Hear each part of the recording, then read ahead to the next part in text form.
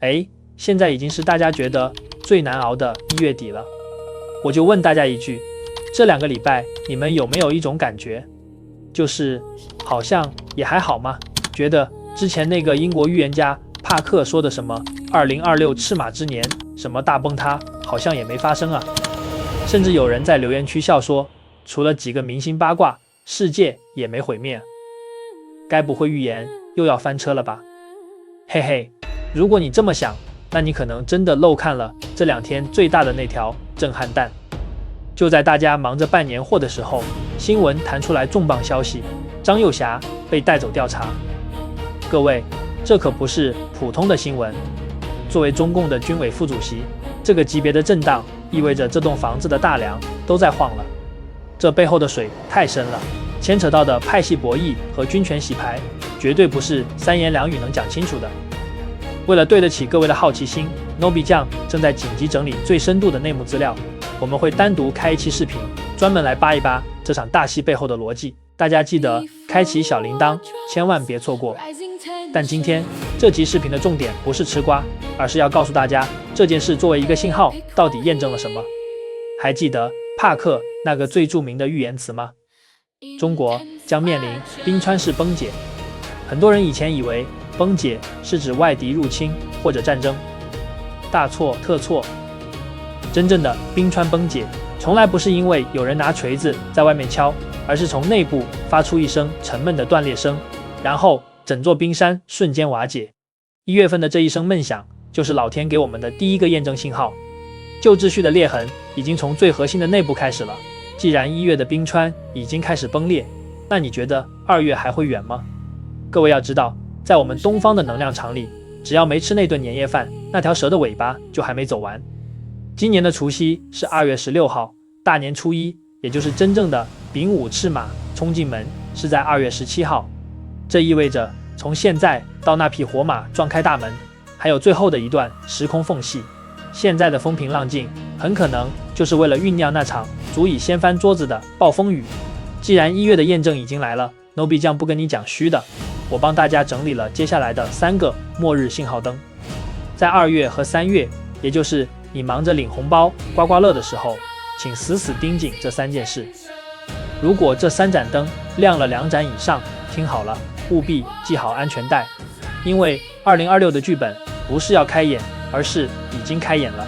第1盏灯最直观，就是一个字：热。帕克反复强调，2026是赤马，五行属火，火气冲天。你可能会吐槽，现在是冬天怎么会热？这就是关键。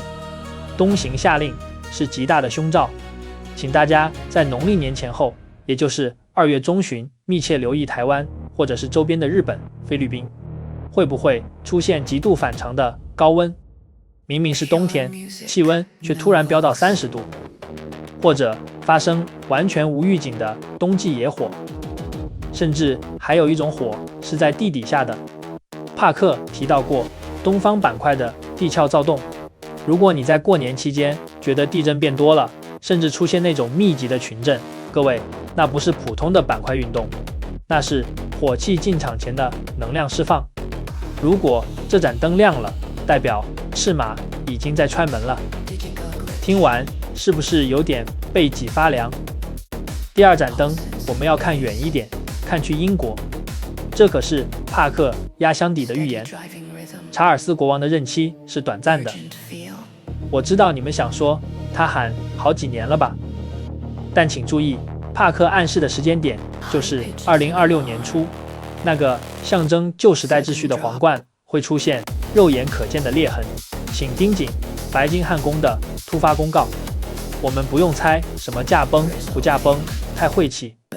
我们只要看在2月到3月这段时间，英国王室会不会突然发布关于查尔斯健康恶化，甚至是摄政，也就是让威廉王子代行职权的官方消息。这件事为什么重要？因为皇室是全球旧秩序的定海神针，如果在年初这根针就晃动了，那就代表全球体制崩塌的第1张骨牌倒了。好啦，我知道你们最关心什么，钱。这也是最痛的1盏灯。帕克预言2026是经济动荡年，但他特别点明了科技泡沫。现在 AI 很火，对吧？比特币很嗨，对吧？我猜你们很多人领了年终都在想要不要梭哈。先别急，看清楚这盏灯，2月底到3月初的闪崩。注意我的用词，我不说熊市，我说的是闪崩。请大家盯紧纳斯达克或加密货币市场，在这2个月内会不会出现一次毫无理由断崖式的暴跌？为什么？因为这不是基本面出了问题，这是 AI 资本在进行压力测试。帕克形容2026年春天的经济会有一次严重的心律不整。所以如果你手里有满仓的科技股货币，这2个月现金为王，别让你的红包钱变成别人的燃料啊！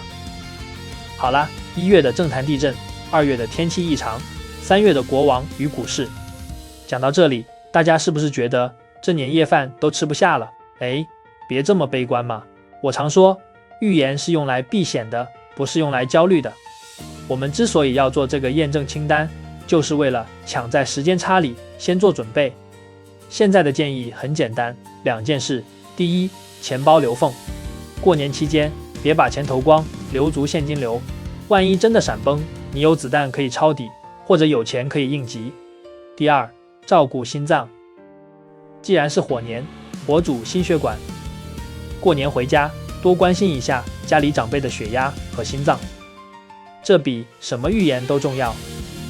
无论那匹赤马什么时候到，只要你准备好了粮草，它就是你的坐骑，而不是你的噩梦。